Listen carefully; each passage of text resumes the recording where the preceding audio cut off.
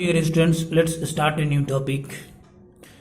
Introduction about the non-metal. This topic from chapter 7 of class 10th in subject chemistry. Let's come on the topic. Non-metals. Non-metal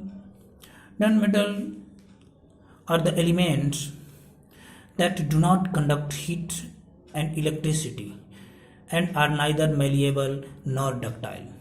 So the non-metals are the elements on the earth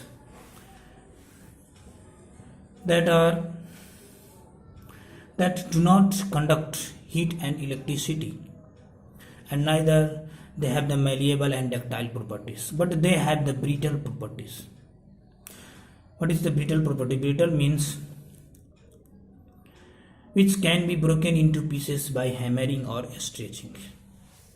Now the property of some elements which can be broken down into small pieces by hammering with hammer, then that property is called the brittle. As for example, the carbon have the properties of brittleness. So when we hammer the coal, then coal broken down into small pieces, because the coal is made up of carbon.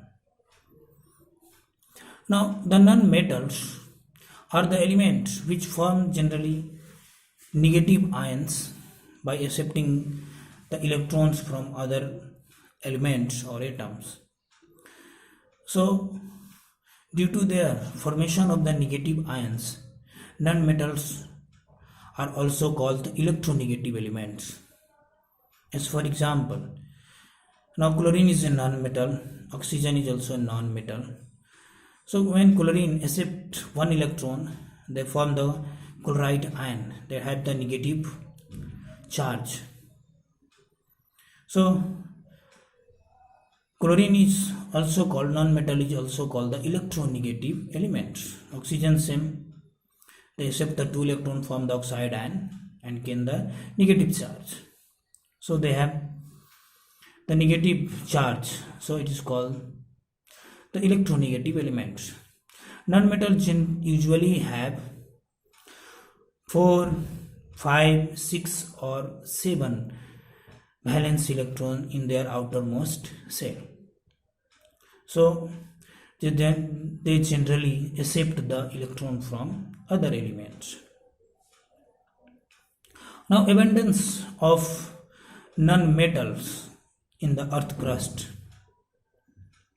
The most abundant non-metal in the earth crust is oxygen, then silicon, then phosphorus, and then sulfur. So here decreasing order of the abundance of non-metal on the earth crust, in the earth crust. In spite of a smaller number of non-metals, so generally 11 non-metals present in the earth.